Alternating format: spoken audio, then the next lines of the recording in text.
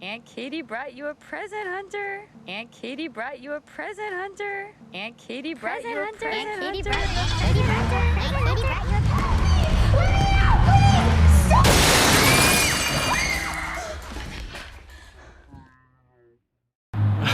I'm Levin Garbish. Welcome to the Paranormal Stupidity YouTube show where I watch Paranormal Activity 4 every week for a year, and I'm happy to announce that I'm officially 1/5 of the way done. This is my 20th watch.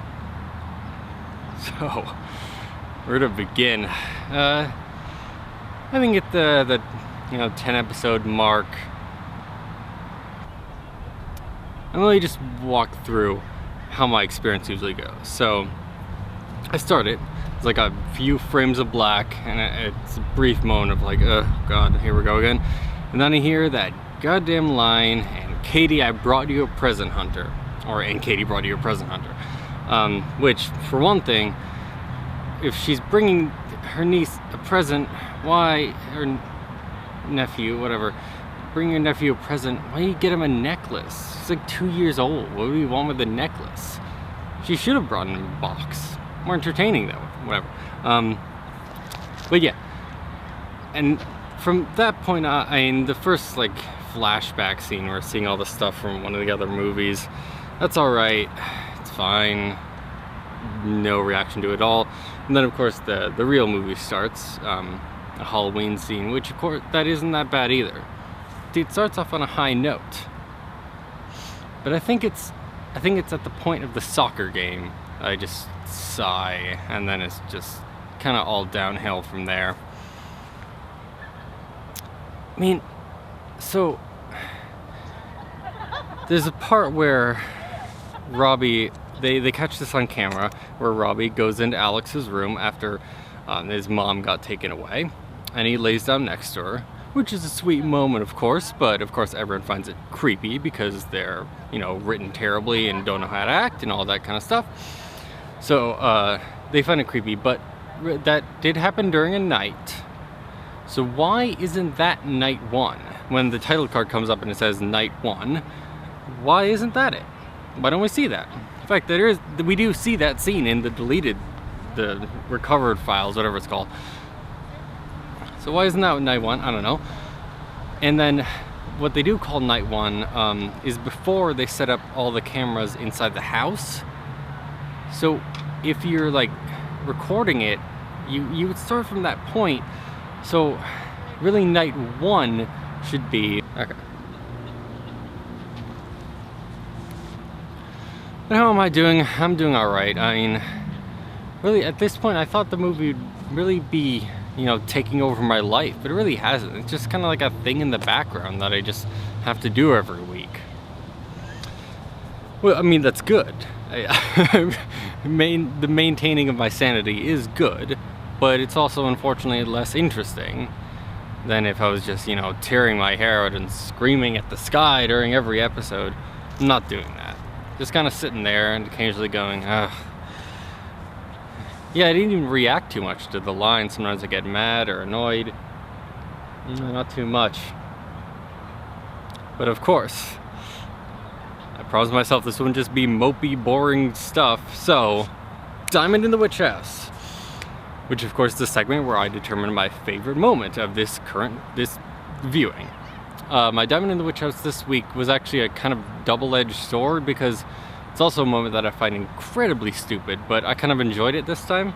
So, when Holly, the mom, is cutting up red bell peppers for dinner or whatever, she's using the computer and watching what appears to be like a cooking instruction video.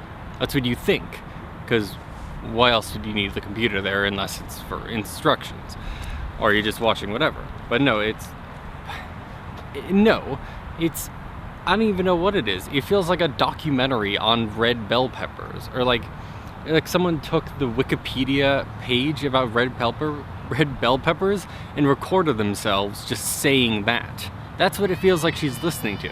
It says the most stupid facts that anyone, no matter what status you have, no matter how dumb or smart you are, who doesn't know that red pepper...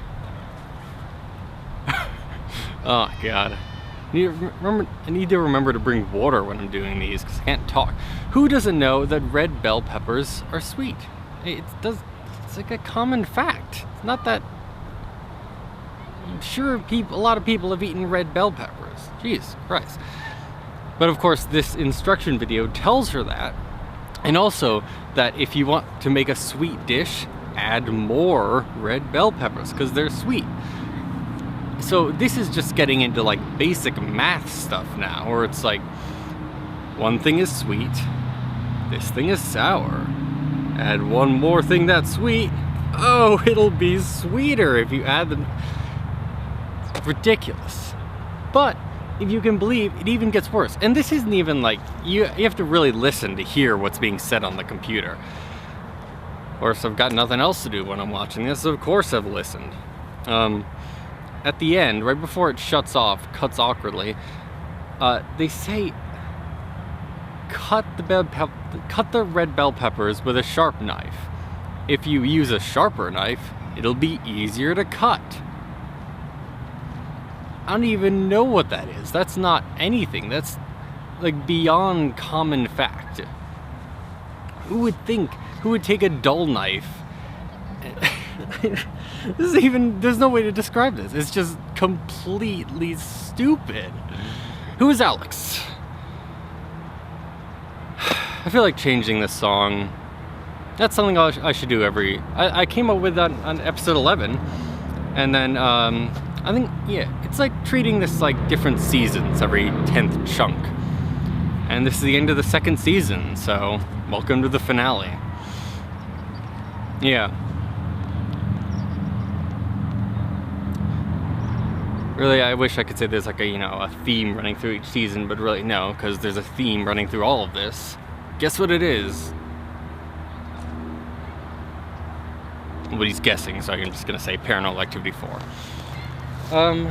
But yeah, I guess I still like the segment Who is Alex? I'm just the song I'm changing. Who is Alex this week? I didn't really think about it too much. I think she's a failed actress.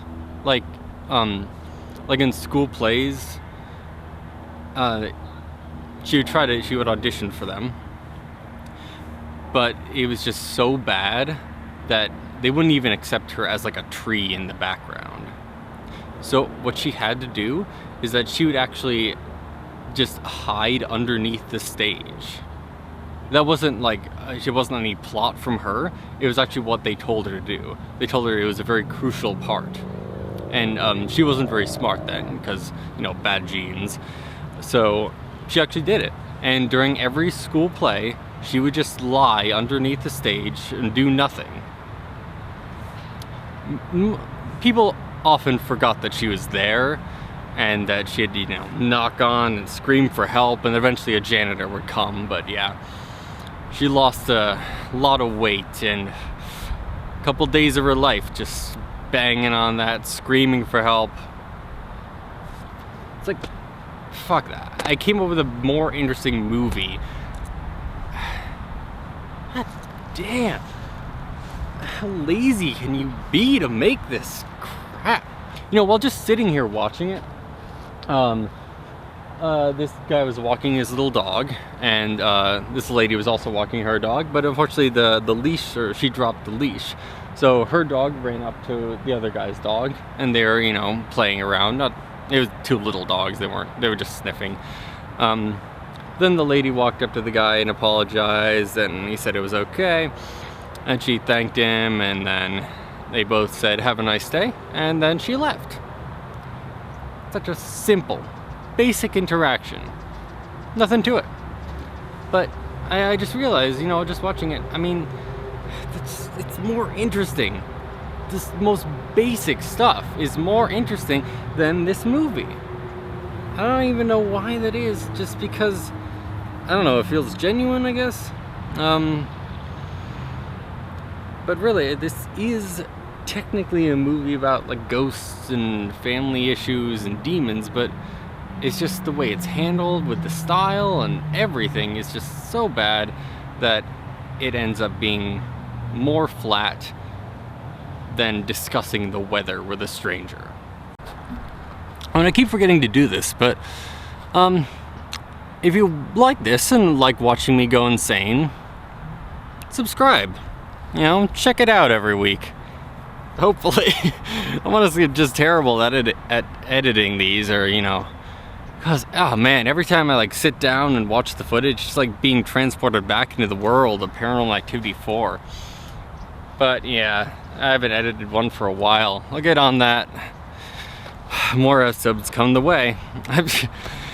Even if you're not seeing them every week, I'm watching it every week. Seeing you.